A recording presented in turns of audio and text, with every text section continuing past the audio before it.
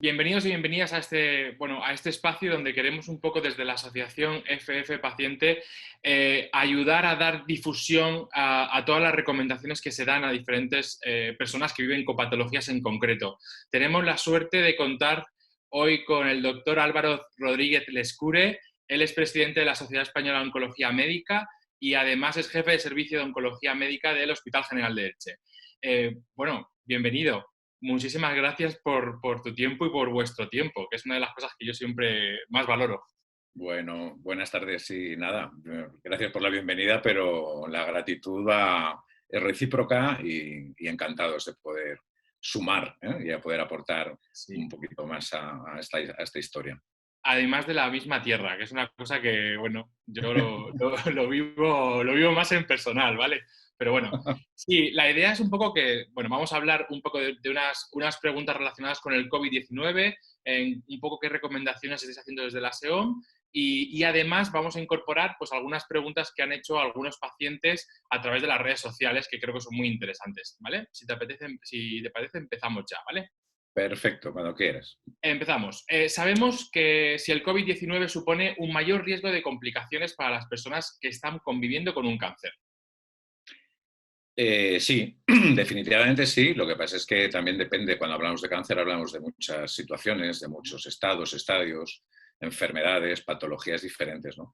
Pero básicamente el riesgo esencial que vincula cáncer y COVID a priori es básicamente el que está relacionado con el carácter inmunosupresor de algunos medicamentos, algunos fármacos, algunos tratamientos, no de todos en sí mismos, ¿no? Ujú. Eh, Muchos de ellos generan a veces inmunosupresiones que podemos medir muy bien, otros que son inmunosupresiones más o menos funcionales, pero básicamente no es un riesgo, digamos, que podamos extender a todos los pacientes que tienen o han tenido cáncer, sino a algunos en concreto. Vale. Bueno, esa siguiente pregunta creo que más o menos la has podido contestar, ¿no? Dice, pero las personas que se encuentran inmunodeprimidas a consecuencia de estar en un tratamiento activo en estos momentos, presentan más riesgo de contraer el COVID-19 y en caso de contagiarse, presentarían más complicaciones. Bueno, la respuesta es afirmativa a las dos preguntas, ¿no? Hay un riesgo inherente a la inmunosupresión. Evidentemente, cualquiera puede contagiarse por el COVID, pero efectivamente una persona inmunosuprimida o con un sistema inmunológico comprometido, ese riesgo es mayor. Pero, efectivamente, y enlazando con la segunda pregunta, el riesgo sí que es cierto que se agrava porque conlleva muchas más complicaciones, ¿no? Evidentemente, cualquier persona puede tener complicaciones, pero de lo que sabemos del virus es que muchas patologías, comorbilidades y entre otras el hecho de tener cáncer, pues incrementan, disparan de forma muy notable el riesgo de las complicaciones por la propia infección por el COVID. Por lo tanto, doble riesgo. Vale. Pues sí, doble riesgo y que cada vez se palpa o sea, en estos tiempos ahora y sobre todo de las redes sociales que estamos viendo cómo los pacientes también lanzan mensajes, ¿no? A través de las diferentes plataformas, sí que se ve que, pues, que tienen como más inseguridad y más miedo. Se están quedando en casa, pero a lo mejor eso puede tener otro tipo de consecuencias en un futuro cercano, ¿no? Cuando pase todo esto. Por seguir un poco el orden, porque claro, a mí se me van ocurriendo conforme, yo sé que están abajo, porque están más abajo las preguntas, pero sí que es verdad que se me va ocurriendo sobre la marcha. ¿Cómo se está gestionando el seguimiento de estos pacientes, ¿no? ¿Cuáles son las recomendaciones que estáis dando? O si se están manteniendo, o sea, se recomienda mantener las citas que se están, bueno, de las personas que continúan con su tratamiento o seguimiento, o se están aplazando algunas, o bueno, ¿qué hay en relación con el tema de la gestión? Bueno, realmente desde ya varios días antes incluso, ¿no?, de la declaración de este estado de alerta nacional, Ujú. eh, ya los servicios de oncología empezaron a implementar medidas en ese sentido. Y desde la misma SEOM, pues en nuestro primer documento de recomendaciones, que incluía pues un espectro así muy amplio, no solo para pacientes y para oncólogos, sino también de cara a la organización de los servicios, empezamos a remarcar esto, ¿no? Y ya desde un momento muy temprano, ¿no? Básicamente los pacientes estamos intentando, por un lado, disminuir la frecuentación hospitalaria, y todo lo que ello supone en cuanto a pruebas, por ejemplo, complementarias, análisis de sangre, pruebas radiológicas, pero incluso la misma necesidad del hecho de la presencialidad, ¿no? Y tan es así que ya desde, pues enseguida, realmente hace ya varias semanas, en muchos servicios de oncología, yo diría ahora mismo que en todos, empezó a funcionar algo así que llamamos la consulta telemática, ¿no? Es decir, por un lado hemos establecido los criterios necesarios para tener que ver a un paciente, es decir, el hacer que el paciente vaya al hospital tiene que estar muy fundamentado y Ujú. tiene que tener un sentido y el balance riesgo-beneficio tiene que ser muy favorable. Y por otro lado, entendemos además que hay infinidad de pacientes que, bien porque se encuentran en seguimiento, bien porque están pendientes de un resultado exclusivo de una prueba, bien porque están en tratamiento, pero con un tratamiento por vía oral que no exige al 100% pues tener que ir al hospital, pues hemos implementado este sistema de consulta telemática, ¿no? Hoy en día, pues por teléfono estamos haciendo una gran mayoría desde el primer momento de las consultas que estamos haciendo con los pacientes. Evitamos su presencia en el hospital, el riesgo de infección y esa frecuentación que queremos disminuir. Y por otro lado, pues son, yo creo que bastante eficaces, ¿no? Porque realmente incluso pues tenemos, bueno, ya en algunos hospitales teníamos habilitado un servicio para evitar que los pacientes fueran a citarse las pruebas, por ejemplo, y las citamos automáticamente desde el hospital. Podemos citar pruebas también como venopunciones, análisis de sangre fuera del hospital. Y también, por otro lado, de cara a la medicación oral, insisto que muchos son pacientes que están en tratamientos activos, pues podemos automáticamente, bueno, ya lo hacemos habitualmente, pero ahora ya sin la presencia del paciente, podemos, por ejemplo, renovar la autorización de una receta electrónica, de forma que el paciente no tiene más que ir a su farmacia y retirar la medicación que ya está autorizada sin necesidad de pasar por la consulta de oncología o sin necesidad, por supuesto, de tener que ir al centro de salud, ¿no?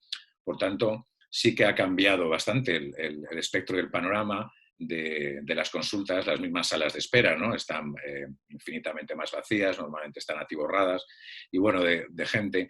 Y gracias a eso también pues hemos conseguido que el circuito de los pacientes, bueno, de los que podemos evitar que vengan al hospital, pues queden liberados de ese riesgo, ¿no? No, pues la verdad es que decías cosas muy interesantes y que yo a veces me pregunto, cuando pase todo esto, ¿qué pasará con esos nuevos circuitos? Porque, Bueno, a mí me gusta mucho que me hagas esta pregunta, porque ya hace muchísimo tiempo. Yo sí que es verdad que, bueno, yo creo que muchos ya hemos de alguna forma desarrollado consultas telemáticas, ¿no?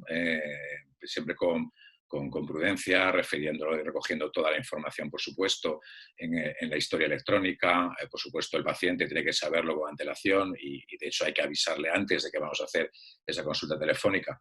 Pero antes de estos tiempos del COVID-19, yo de alguna forma ya lo practicaba, yo creo que muchos también, pero es que creo que es un modelo que ya se ha hecho y se ha hecho en otros países, por ejemplo, para el seguimiento, ¿no?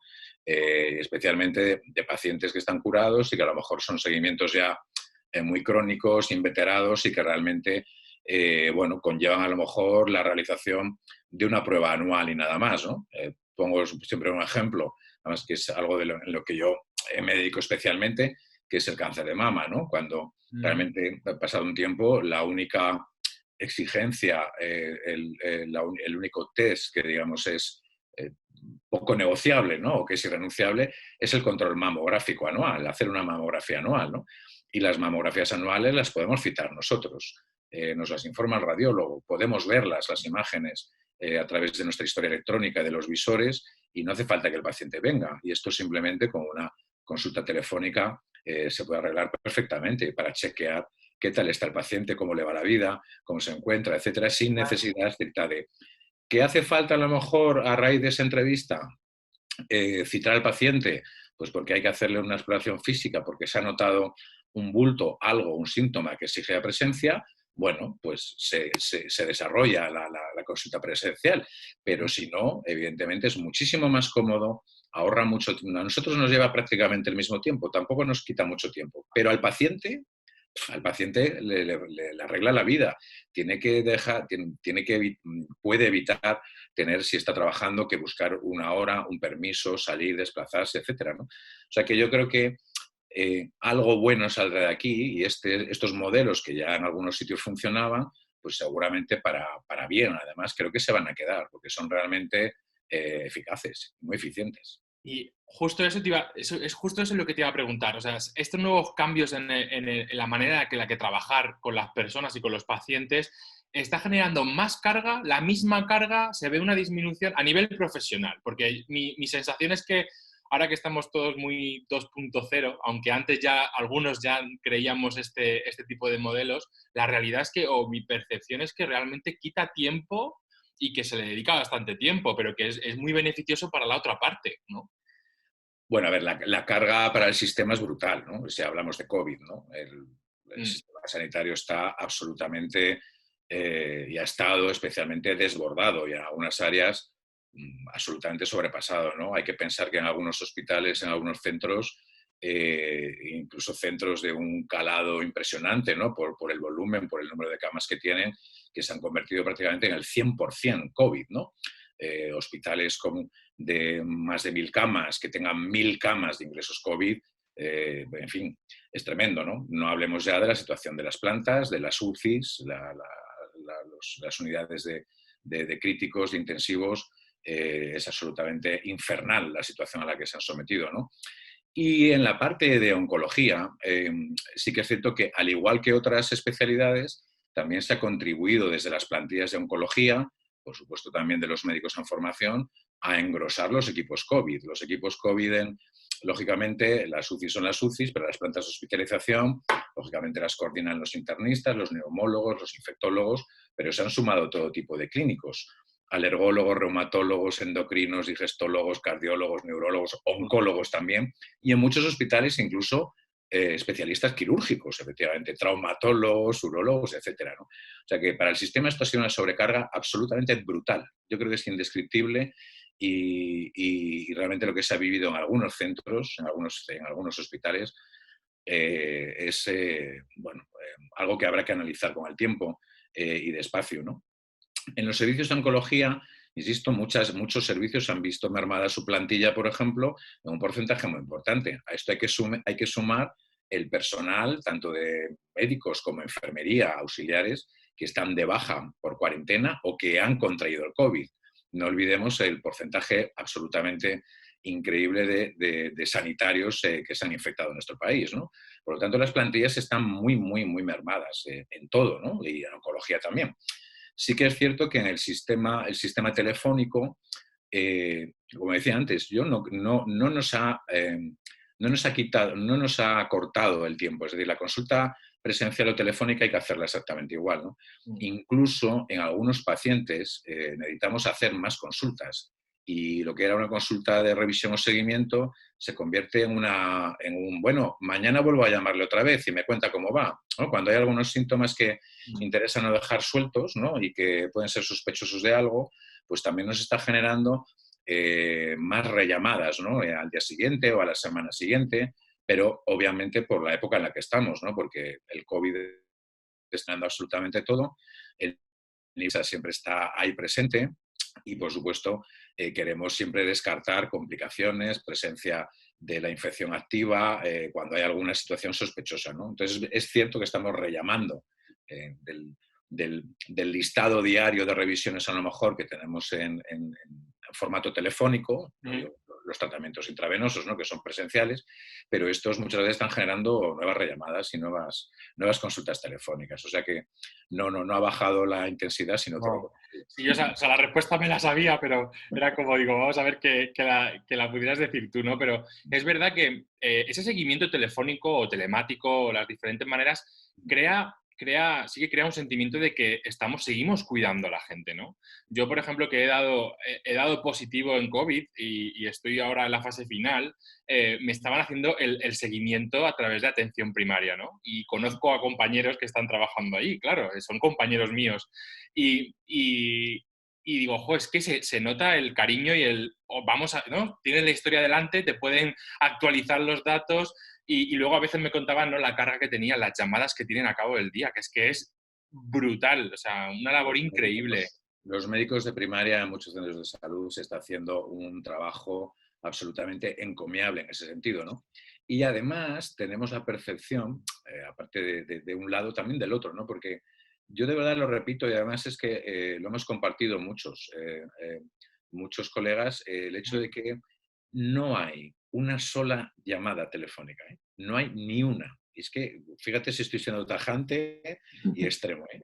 No hay ni una sola consulta telefónica que no termine, además, con un mensaje, un gesto, un comentario de gratitud del paciente, además, y además con el, por favor, cuídense mucho, por favor, cuídate mucho, por favor, cuidaros mucho. Y bueno, y cuando llamas, bueno, incluso también a veces algunos pacientes de edad avanzada, bueno, expresiones de gratitud. Ay, por favor, pero mi médico me está llamando, pero bueno, y avisan a su, pero mira que está llamando el doctor tal. Bueno, Pero, es espectacular primero la capacidad de la labor de seguimiento de síntomas, de monitorizar situaciones de riesgo, que es que realmente está funcionando muy bien, ¿no? Pero por otro lado, la percepción. La percepción, yo creo, de la mayoría de los pacientes es tremendamente positiva, ¿no? Y no, ni lo encuentran raro, ni todo lo contrario. O sea, lo expresan una gratitud tremenda por el hecho de que les llames, que les sigas, que les preguntes, que apañes sus citas, sus tratamientos. Y no, yo creo que tiene eso de la calidad percibida, que es tan importante, pues en este caso, desde luego, creo bueno, que roza saldazo una positivo. puntuación alta, la verdad, creo que sí, Sí. Sí, es una de las cosas que yo espero que se queden cuando se vaya el COVID y lo controlemos. seguramente, sí.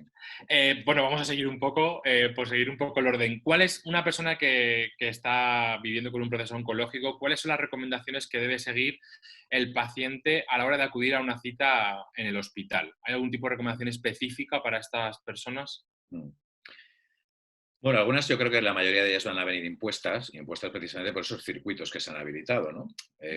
Y todo depende del tipo de paciente o a qué viene al hospital, ¿no? Pero si estamos hablando de pacientes que van al hospital, casi siempre estamos hablando de pacientes en los que es un poco inexcusable, inevitable esa presencia física, ¿no? Y así los hemos cribado, ¿no? Insisto que la mayoría podemos hacer lo contrario, ¿no?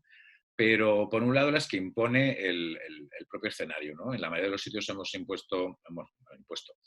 definido circuitos de circulación, incluso física, áreas incluso, por ejemplo, en nuestro hospital de día no puede entrar un paciente sin un cribado, por ejemplo, de temperatura previo. Hay cuestiones, digamos, físicas, geográficas de distanciamiento impuestas desde mamparas transparentes, señalizaciones que nos recuerdan la distancia necesaria. En las salas de espera, por supuesto, solo se permite ahora un acompañante máximo, nada más que uno. Por supuesto, el acompañante tiene que estar también libre de síntomas, etcétera, etcétera. Ujú. Y también promoviendo también el distanciamiento, manteniendo esas distancias. Esas distancias dentro de un hospital de día, por ejemplo, a la hora de recibir tratamiento intravenoso, pues las estamos manteniendo también al 1,5 m, 2 metros, entre sillones, por ejemplo, de pacientes que reciben quimioterapia, ¿no? Y el propio paciente deberá extremar lo que ya sabe, ¿no? Y mantener esa política de distanciamiento social, pues a la hora de tener que salir a la calle al hospital, pues también hay que mantenerlo. Por supuesto, el uso de la mascarilla, eso está clarísimo. Y desde luego los pacientes que no la tienen, cuando llegan al área de la consulta o entran a la consulta, por supuesto se les provee, ¿no? Bueno, hoy en día yo creo que todos vienen con su mascarilla, ¿no? Entonces es llevar un poco más al extremo ese cuidado y siempre subrayando lo que nos duele la boca decir, que es el lavado, el lavado correcto de manos, ¿no? Importantísimo. Y yo siempre quiero subrayar también, si no hay solución hidroalcohólica, si no hay gel hidroalcohólico, que puede escasear en un momento, puedes no tenerlo, Ujú. agua y jabón. El agua y jabón es tan bueno, o sea, no se puede decir que el gel hidroalcohólico nos proteja más, es tan bueno como el agua y el jabón. Y desde luego el agua y el jabón más barato y muchas veces para muchas manos y muchas pieles menos agresivo, ¿no? La opción de los guantes, yo creo que los guantes es una buena opción, pero yo creo que los guantes siempre hay que remarcar una cosa. Los guantes también nos ayudan, y a nosotros, por ejemplo, nos ayudan también en el sentido de tocarnos menos, nos tocamos menos la cara. El hecho de tener el guante puesto te recuerda que tienes ahí algo extraño, al final te acabas acostumbrando, ¿no? Pero tienes que programarte de alguna forma más o menos explícita, ¿no? Para no llevarte las manos a la cara, tocarte los ojos, meterte el dedo en el ojo, rascarte la nariz, la boca, bueno, tienes la mascarilla. Los guantes ayudan en ese sentido. Nosotros estamos lavándonos las manos con guantes constantemente, con gel hidroalcohólico, pese a tener los guantes puestos, ¿no? Pero bueno, es una opción, pero que se puede tener en cuenta. La mascarilla, desde luego, y las recomendaciones de distancia física y que impone la geografía física ahora de los circuitos de los hospitales y de las consultas. Porque sí que es verdad que, hablando de las recomendaciones, este tipo de pacientes deberían llevar sí o sí, bueno, sé que es un tema que va cambiando, lo estamos viendo, ¿no? Lo estamos viviendo cómo cambia el mascarillas sí, mascarillas no, mascarillas solo quirúrgicas, mascarillas más específicas. Este tipo de pacientes, sí o sí mascarillas. O en las recomendaciones normales que tenemos que seguir el resto de personas. A día de hoy sí, desde luego. La recomendación general a día de hoy, porque esto ya Pero sabes, es ha que esto sido cambia. muy cambiante, bueno, muy cambiante, es discutido, discutible, hay cosas a favor y en contra, pero bueno, hay una serie de cosas de sentido común y además que se saben con las mascarillas, que no es nuevo y que hay que tener en cuenta, ¿no? Evidentemente, mejor una mascarilla que nada, esto es evidente. Ya solo por eso, si lo dejamos en ese nivel de tan simplista, la mascarilla para salir, desde luego, venir al hospital, por supuesto, ¿no? Nosotros la llevamos siempre, ¿no? Y luego depende, claro, de qué tipo de mascarilla hablemos, ¿no? Y yo creo que esto sí que también hay que ver a qué tipo de mascarilla puede tener un acceso, ¿no? Ujú. Porque las mascarillas tienen, básicamente, esto es muy sencillo, dos funciones, ¿no? Una, no contagiar, por decirlo sencillo, y otra, que no te contagien. La Ujú. mascarilla quirúrgica, la mascarilla que es La común. la más habitual, la más frecuente, Ujú. básicamente es para no contagiar. Pero la mascarilla quirúrgica te protege de poco, de muy poco, muy poco. El nivel de protección para que no te contagien, digamos que es muy poco eficaz. Y luego a veces las personas también, pues sí, mucha gente también no es consciente de ello. Cuando alguien consigue, por ejemplo, mascarillas pues FP2, FFP2, FFP3, por ejemplo, también hay que tener en cuenta el dato de la válvula, ¿no? Y muchas veces la gente no entiende lo que es la válvula, ¿no? O la tiene ahí puesta y no sabe que existe la válvula, ¿no? Las válvulas de exhalación, ¿no? Entonces, uno puede decir, bueno, yo estoy muy bien protegido con una FFP2, por ejemplo, no digamos con una FFP3, pero si tiene válvula, has de saber que tú puedes contagiar, por ejemplo. Y esto es importante también tenerlo en cuenta, ¿no? Lógicamente, el paciente inmunosuprimido debe intentar no contagiar y debe intentar no contagiarse, ¿no? Entonces, esto hay que tenerlo muy en cuenta y también cómo se usan, cómo se ponen, cómo se quitan, ¿no? Hoy en día, a día de hoy, es muy polémico, pero la recomendación general de la mascarilla, por supuesto, si es aplicable a toda la población general, pues cuando está saliendo a la calle, bueno, hoy se ha levantado una parte, ¿no?, de este confinamiento para ciertas actividades laborales y se supone que todo el mundo debe ir a trabajar con la mascarilla, pues no digamos ya para pacientes con cáncer o pacientes inmunosuprimidos, lógicamente la mascarilla es claramente recomendable. Mm. Pues sí, yo creo que es una de las grandes preguntas y bueno, seguro que durante los días irá cambiando un poco cuándo y cómo utilizarlo, pero lo básico por lo menos está claro. Yo creo que lo básico es lo más importante que tienen que tener y después, bueno, después de escucharte, pues sobre todo es que ante cualquier duda intentar contactar primero. Yo creo que si una persona que vive con un proceso, ¿no?, que tiene un cáncer y tiene alguna duda, yo contactaría con mi servicio a nivel telefónico y que ellos conocen mi historia, pueden ver mi historia y decirme, oye, te recomiendo esto si vienes a este hospital o no. Porque, Exacto. Esto que funciona, pero, las consultas de oncología funciona siempre así, ¿no? Con COVID y sin COVID, ¿no? Y, por supuesto, incluso cuando tienes un paciente entre una visita y otra, esté con tratamiento o no, o una revisión y otra, siempre, ¿no? Bueno, si tiene usted alguna duda, le surge algo nuevo, llama, pues nos llama y nos cuenta y, por supuesto, vale. tenemos acceso directo a su historia y vemos cuál es la situación y vemos lo que hay que hacer y lo que no hay que hacer, ¿no? Y eso es de sentido común, pero bueno, yo creo que todos los servicios han habilitado y tienen habilitados teléfonos de contacto en Sí, las consultas externas, en los hospitales de día, en consultas de enfermería oncológica, que muchos hospitales las tenemos, que son fundamentales también. Bueno, y eso, pues yo creo que da una cobertura y una seguridad que además hace falta, ¿no? Sobre todo cuando estás en una situación compleja. es que no es una situación fácil, ¿no? Yo creo que hay gente que tiene miedo a salir a veces a la calle.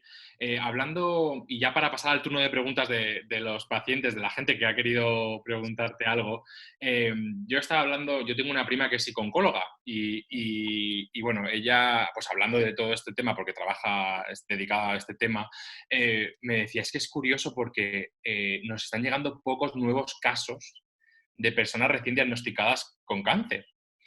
y le preocupaba. Digo, bueno, pues es que esto, digo, tengo que hablarlo. Digo, o sea, ¿está pasando esto en otros sitios? O a lo mejor es una percepción muy particular, pero no sé, la Bueno, gente no... a ver, las consultas de psico-oncología, como toda, claro, los psicólogos y las unidades de cáncer tienen una situación muy variopinta en nuestro país, ¿no? Ujú. Básicamente, hay muy pocos servicios que tengan integrado como tal la figura del psicooncólogo. Otra Sí, cosa es que haya acceso a un servicio de psicooncólogos, pero por otras vías. Por ejemplo, en gran parte de nuestro país y durante mucho tiempo, la Asociación Española contra el Cáncer ha sido una de las grandes proveedoras, ¿no? digamos, de ese servicio de psicólogos en los hospitales. Firma convenios con la consellería, con las direcciones de los hospitales y dan ese servicio. Bueno, se les cede, nosotros cedemos una consulta, por ejemplo. Otros psicólogos pues, que han estado vinculados, por ejemplo, a unidades de consejo genético, donde hace falta esa figura, digamos, de manera formal y legal, pues también algunos de esos psicólogos han hecho también gala de su voluntarismo y de sus ganas de sumar, ¿no? Pero como figura reconocida dentro de los servicios existe en pocos sitios, ¿no? Entonces, claro, es un tipo de consulta y es un servicio un recurso muy importante para pacientes y familias, pero es un recurso que normalmente en el modo tradicional no, también ha requerido siempre presencialidad. Claro, es decir, tú ibas al psicólogo, al psicooncólogo, el paciente, su familia, los dos, en una visita, claro. Ahora todo lo presencial pues, ha pasado a un segundo plano, pero, por ejemplo, yo te digo, en nuestro hospital se están haciendo también las teleconsultas, ¿no? Incluso también desde los propios sistemas, la propia consellería, por ejemplo, pone a nuestra disposición, a la de los profesionales, un servicio también de atención psicológica, ¿no? Porque la mayoría de los profesionales, bueno, están en mayor o menor grado viviendo una situación dura, difícil, cuya gestión emocional es muy compleja, muy complicada, ¿no? Dependiendo del nivel de exposición que tenga cada uno, no ya solo al virus, sino al propio drama y cómo te toca o cómo te toca en casa, en tu familia, en el trabajo. sí. Y eso está favoreciendo también, y de hecho hay vías también telefónicas para ello, ¿no? Yo creo que los psicólogos tendrán que ponerse las pilas también en esto y en el sentido de intentar promover, hacer algún tipo de atención también, de algún tipo telemática, ¿no? Efectivamente. Mm. Vale, bueno, esa que es que me ha venido a la cabeza porque sí, ella está trabajando en No, la... es importante, es Es importante. decir, está trabajando ahí en la Asociación Española contra el Cáncer, ¿no? Y me Claro. decía que una de las reflexiones era de qué está pasando con los que no se están diagnosticando a día de hoy, que parece que no se diagnostiquen tanto como antes, ¿no? ¿Dónde está esa gente realmente No, luego? sí que están, sí que están, sí que están. A ver, el proceso del diagnóstico lo vamos a ver, lo vamos a ver al final. Yo creo que todavía es muy pronto, pero porque sí que hay programas de diagnóstico que sí que se han paralizado algunos, por ejemplo, los de detección precoz, los del cribado, por ejemplo, Ah, ¿no? sí, sí, sí. Pero el diagnóstico, digamos, usual o habitual, yo creo que sí que se ha visto afectado en menor medida, ¿no? Lo vamos a ver. El número de primeras visitas que nosotros hemos cerrado en el mes de marzo es exactamente el mismo Ah, en una evaluación mensual, es exactamente el mismo que el de enero, el de febrero. O sea, no hemos visto una caída. Vamos a ver abril, ¿no? Yo creo que en abril quizá sí que se pueda ver un poco. consecuencias de todo este cierre, ¿no? De toda esta orientación, de toda la actividad hacia el COVID, ¿no? Y en qué medida puede afectar al número de nuevos diagnósticos en oncología, ¿no? Seguramente lo veremos a mes pasado. La Sí. percepción hasta ahora es que no, pero obviamente una serie de programas, por ejemplo los de cribado, pues están absolutamente parados y lógicamente eso hará un pequeño escalón, indudablemente hará un bajón, seguro, segurísimo. Un bajón en la curva, otra curva. Sí, otra curva distinta. Bueno, vale, pues nada, que eso ha sido una reflexión mía que me he acordado ahora y quería aprovechar. Entrando en las preguntas de las personas que han, bueno, que se han lanzado a preguntar, Pepi, Masero Pepi, en Twitter, ¿no? Ella es paciente de cáncer de mama y la pregunta que nos dice es, ¿los pacientes oncológicos deberíamos seguir confinados más tiempo en casa que el resto de la población como medida de prevención de la infección del COVID-19? Bueno, No, es una buena pregunta. Pepi, que es una paciente, como se dice ahora, empoderada, ¿no? Sí, Horrorosa palabra que a mí me parece horrible, pero bueno, lo que significa sí que es importante, ¿no? Y además absolutamente concienciada, ¿no? Con la enfermedad, con la sí. difusión, con la información, la divulgación, ¿no? Muy grande además. Bueno, es una pregunta interesante. Se supone que esta desescalada, vamos a llamar, o como se quiera llamar, ¿no? Del confinamiento, ¿no? Que no diría yo que es una desescalada, pero bueno, por decirlo de una forma clara, los pacientes que tienen alguna condición de enfermedad crónica, Ujú. alguna morbilidad, incluimos cáncer, por supuesto con alguna inmunosupresión, evidentemente yo creo que son pacientes que, bueno, de forma normal, ya habitual, sin COVID, un paciente inmunosuprimido, pues por ejemplo, porque está recibiendo una quimioterapia citotóxica, por ejemplo, suele ser un paciente que no está normalmente activo desde un punto de vista laboral, ¿no? Ahora, desde luego, en cuanto a no tiene por qué estar confinado, que esto es diferente, ¿no? Pero evidentemente en esta situación, yo creo que los pacientes que están inmunosuprimidos, por supuesto, hay que mantener el distanciamiento social, el confinamiento, por supuesto, porque siguen siendo pacientes de riesgo, indudablemente. Es posible que tengan que eh, mm, volver a incorporarse o disminuir esa tasa de distanciamiento social una vez esa inmunosupresión esté superada, efectivamente. Pues muy bien, vale, cambiamos de... Hay una persona que no ha puesto su nombre, pero bueno, entiendo que es de la Asociación de Cáncer de Mama Metastásico Ajá. por cómo formulan la pregunta. De hecho, hay bastantes preguntas de esa asociación porque yo conozco a Sara Andrada, que es una mujer increíble que tiene un cáncer y está en tratamiento, y le pasé la imagen, digo, vamos a hacer esto, y creo que la ha pasado a todos los grupos de WhatsApp que tenía, o bueno, la ha movido porque hay varias preguntas de la asociación, ¿no? Bueno, esta que viene sin nombre dice, soy paciente con cáncer de metastásico y tengo que ir al hospital. ¿Qué medidas debo tomar para protegerme tanto en la calle como en la visita al hospital? Gracias. Ya la has dicho un poco, pero por La resumir dicho. rápidamente. Bueno, la Asociación de Cáncer de Mama Metastásico efectivamente es una asociación que tiene una labor encomiable. Además que han empezado hace poco tiempo, tienen un impacto, una repercusión, un coraje, una intensidad y también, bueno, como casi todas las asociaciones de pacientes, ¿no? Unas ganas de sumar, de aportar tremenda, ¿no? Tienen una concienciación extrema. Ya es que, bueno, tienen todo nuestro apoyo siempre, por supuesto, ¿no? Como todas las asociaciones de pacientes. Le hemos respondido antes, ¿no? Yo creo que, por un lado, todo lo que viene impuesto del propio circuito del hospital en cuanto a distanciamiento, la distancia física, etcétera, pero y siempre el lavado de manos, la circulación la exposición sea la mínima posible. En las salas de espera, por supuesto, la consulta vamos a mantener a los pacientes a metro y medio, 2 metros. Estamos, de hecho, ahora yo trabajo pegado a la pared en mi consulta y al paciente lo tenemos pegado a la otra pared, ¿no? Y estamos así mucho más distanciados, ¿no? Porque hay que hacerlo así, ¿no?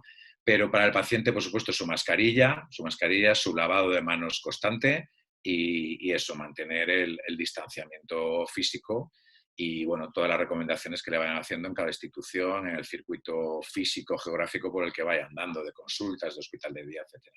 Exacto. Y ante la duda, que llame al servicio y que se informe de las últimas novedades, por si Uh -huh. acaso. Sara Andrada decía, esta pregunta es muy interesante, dice, ¿se iniciarán nuevos ensayos clínicos de cáncer de mama metastásico o continuarán los ya iniciados? Ya, bueno, aunque ya lo especifican cáncer de mama metastásico en general, ¿no? Los ensayos clínicos ahora cómo están. Bueno, esto es algo que se ve absolutamente tocado, ¿no? Tocado por la crisis de COVID. Básicamente, y para no enrollarnos, no se abre ningún ensayo clínico, prácticamente ningún ensayo clínico. Todo lo que estaba en marcha para empezar a iniciar reclutamiento está paralizado. Los ensayos clínicos, hay muchos tipos de ensayo clínico, evidentemente, en fases diferentes, con Claro. protocolos muy diferentes. Pero documentación importante y una presencia física del paciente en el hospital, en dependencias hospitalarias. Y esto es muy importante porque supone un riesgo añadido nada despreciable, ¿no? En algunos ensayos, además, y siempre ha de primar, y es el objetivo, la seguridad del paciente, hay requerimiento de pruebas, por ejemplo, farmacocinéticas, es decir, extracciones de sangre cuando alguien está tomando un fármaco, y a lo mejor son extracciones que se hacen a la media hora, a la hora, a las 3 horas o a las 5 horas. O un chequeo, por ejemplo, electrocardiográfico, cuando se toma una medicación, pues no sé, pongo un ejemplo, a los 15 minutos, a la media hora, a la hora y a las 2 horas. Es decir, implican, precisamente por seguridad del paciente, muchas visitas al hospital que no son las normales, las ordinarias, ¿no?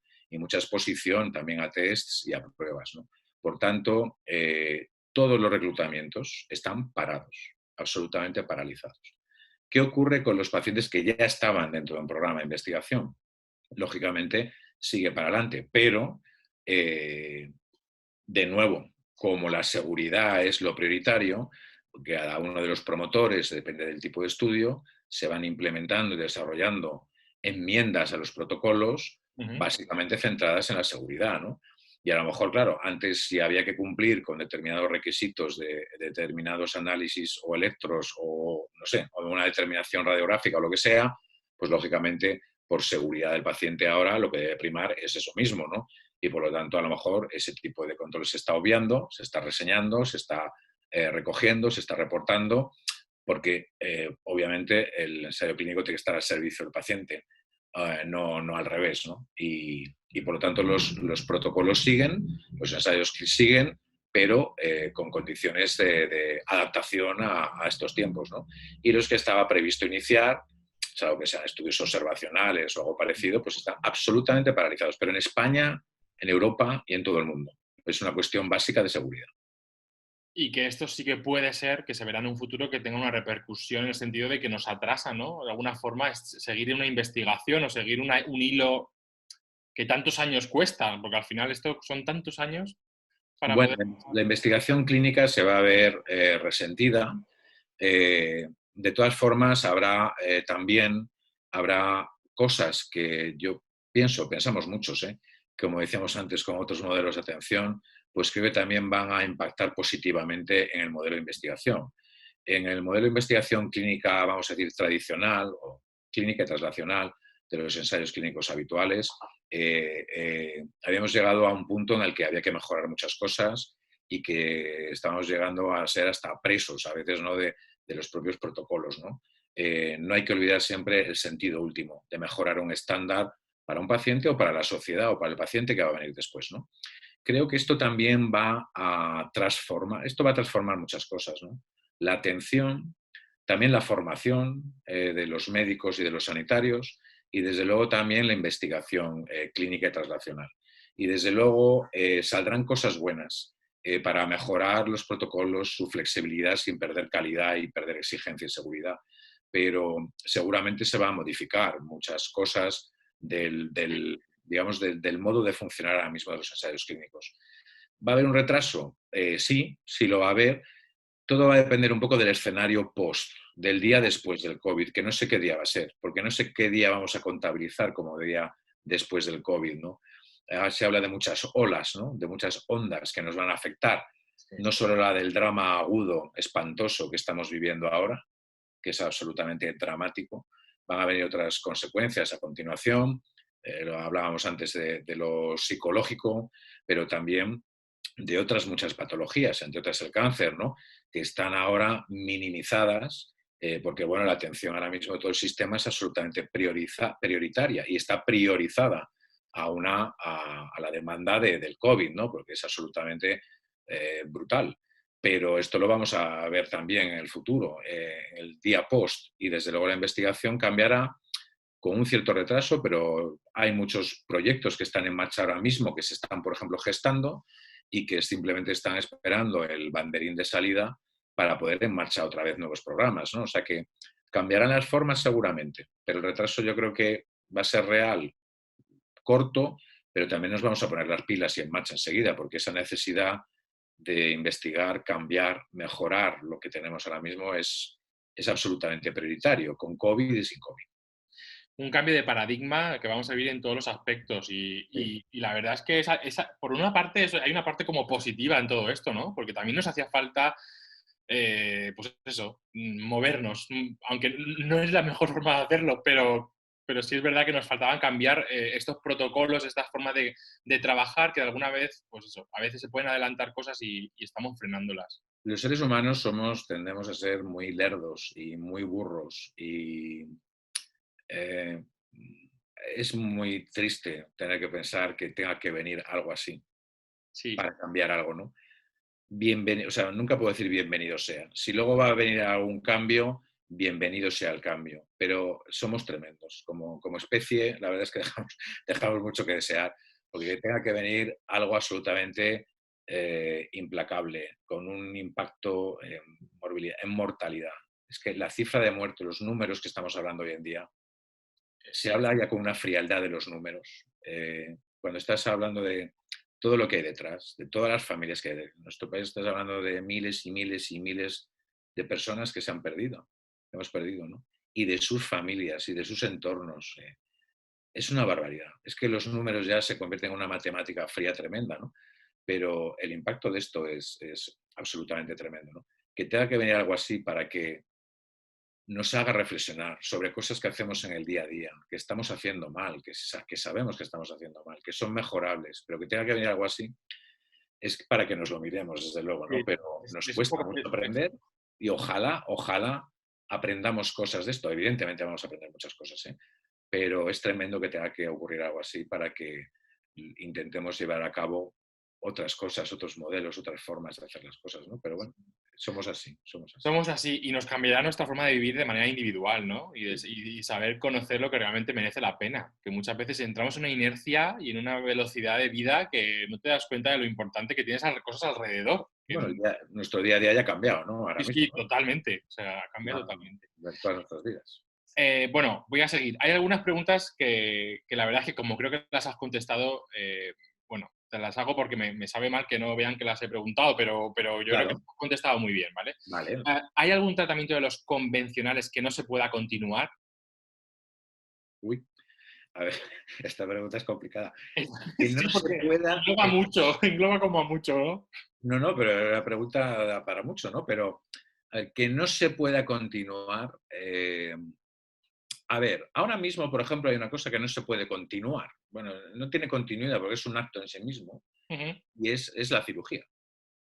Claro, la cirugía, el acto quirúrgico, obviamente, además, para muchos cánceres, además es curativa, es que es el tratamiento curativo, ¿no? Y ahora mismo no es que no se pueda hacer, pero en muchos sitios no se hace.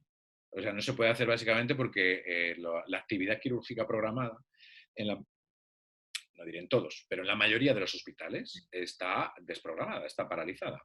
Lógicamente porque todos los recursos del hospital están destinados a lo que están destinados, y los quirófanos, y luego también el riesgo de la cirugía y el COVID, ¿no?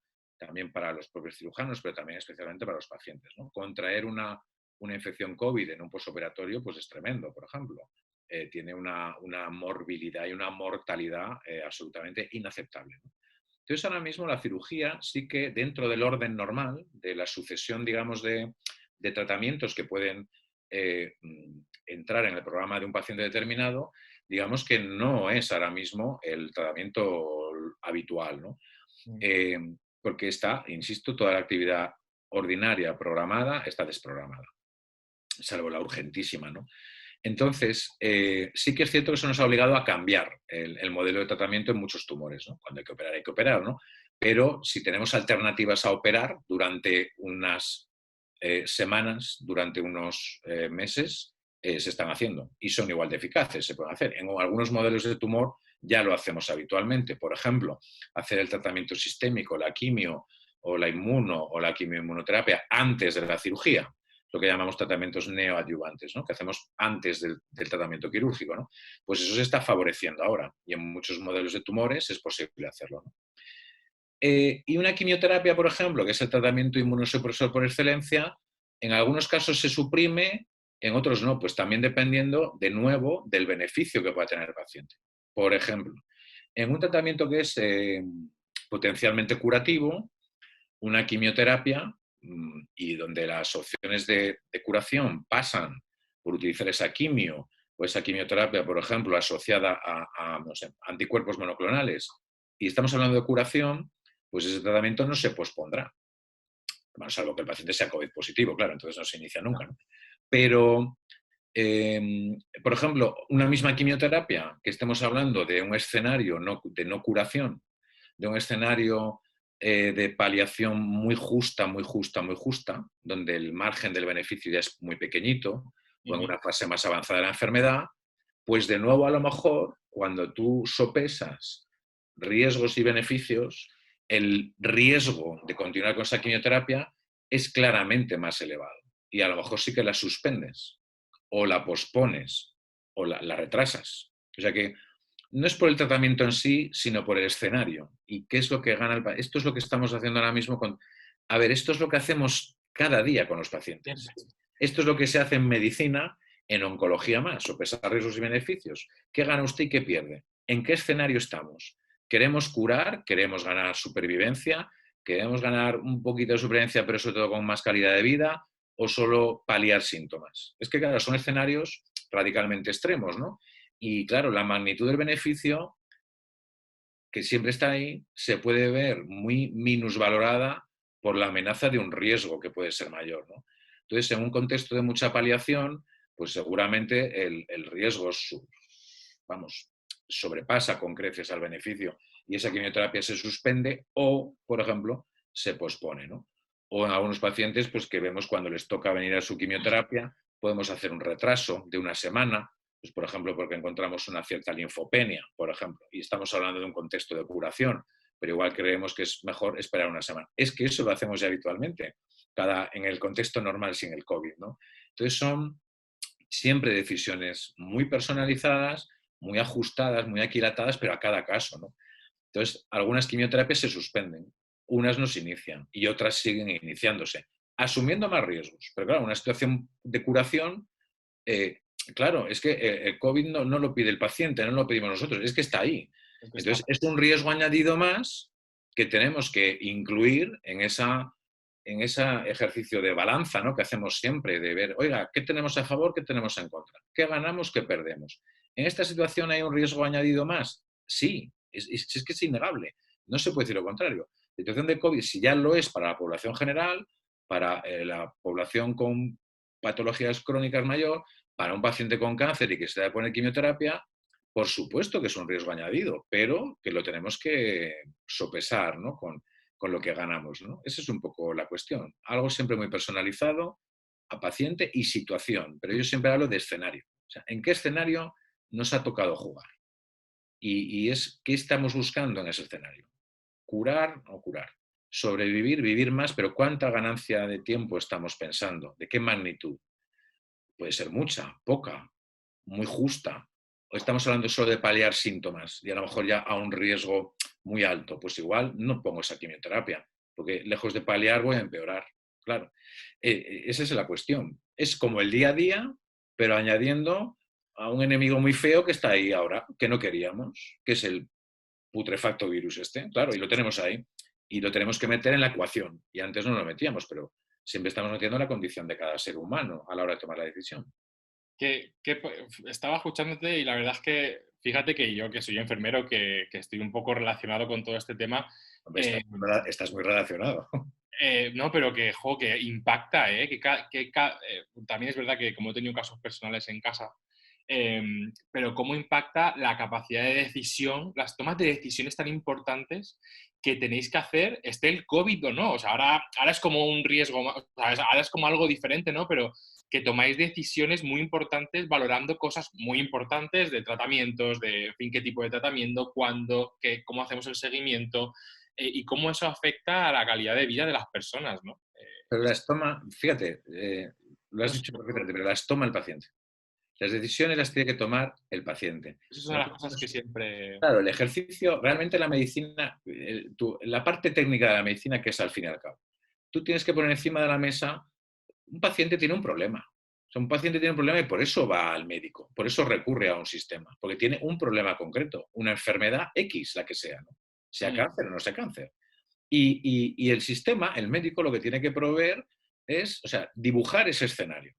Tú, como técnico, la parte técnica tuya es conocer perfectamente el escenario, lo que implica para ese paciente, los riesgos para su vida, para su salud, qué efectos secundarios puede tener la propia enfermedad, cuáles son los síntomas y todas las secuelas que puede tener, los efectos secundarios de los tratamientos, qué planes de tratamiento hay, qué opciones hay. Muchas veces hay más de una, más de dos, ¿no? Y extenderlos. Yo siempre hago, extiendo encima de la mesa, pongo encima de la mesa y tengo que ayudar a ese paciente, a su entorno también, a que tomen esa decisión. La decisión la tienen que tomar los pacientes. Y ahora tenemos un factor que nos desestabiliza todavía mucho más, que nos descoloca la ecuación habitual, que ya siempre es complicada, pero ahora mucho más, ¿no? Y ese es el nuevo factor, pero los comités de tumores Ujú. siguen funcionando. No con presencia física muchos, algunos telemáticos también, y algunos con presencia física, pero claro, con 2 o 3 metros entre cada uno, y claro, ya en vez de estar 10 o 12 personas, pues a lo mejor hay 3 o 4 en el comité, separadísimos todos, en una sala muy triste, que nos hablamos desde la esquina, Sí. pero seguimos con nuestro ordenador, con nuestros visores, viendo las imágenes y sigue interviniendo el cirujano, el radiólogo, el oncólogo radioterápico, el ginecólogo, el patólogo, el oncólogo médico, todos para tomar las decisiones. Con mascarilla o sin ellas, pero las seguimos tomando porque el escenario es el mismo. Mañana no será el COVID, será otra cosa. Pero el esquema en la medicina es básicamente ese. Y ese es eterno, se mantiene, esta es la razón de ser, ¿no? Entonces, ante un problema, pues tú eres un técnico que estás ofreciendo, es más que un técnico, evidentemente, pero en la parte técnica estás ofreciendo toda la gama de soluciones posibles, si las hay, y su alcance, hasta dónde llegan, qué puede esperar el paciente de un tratamiento X, de una cirugía X, de una quimioterapia X, de una hormonoterapia X. Esto es lo que esperamos y tomamos la decisión. Y ahora, pues eso, alterada porque hay un elemento novedoso. Esperemos que desaparezca cuanto antes, pero que ahí está y hay que tenerlo en cuenta. O que lo controlemos lo antes posible. Eso es.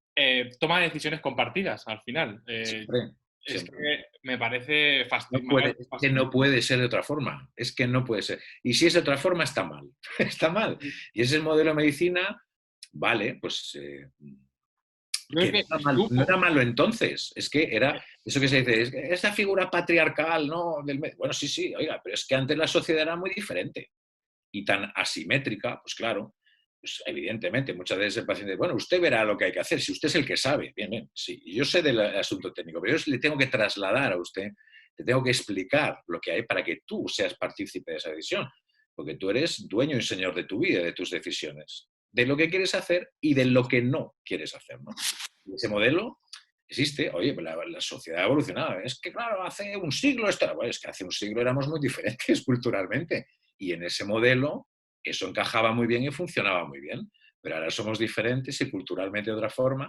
Ese es el modelo que hay que defender y el que hay que primar, la decisión compartida, claro. Es que, Sí, y yo creo que al final hay una sanidad más participativa. La gente tiene más conciencia de lo que es cuidarse, el autocuidado. Tenemos la información a un golpe de clic, que tenemos que aprender, también tenemos que aprender habilidades para buscar información fiable, ¿no? Pero que ahora es más fácil. y desde luego los pacientes con cáncer son un ejemplo perfecto de lo que estás diciendo. Hombre, Absolutamente. y se ve, ¿eh? Hay grandes... Eso sí que es un colectivo empoderado, volvemos a decir la horrible palabra. Horrible palabra esta. Es que Que, a mí me suena muy fea, pero tiene mucho sentido.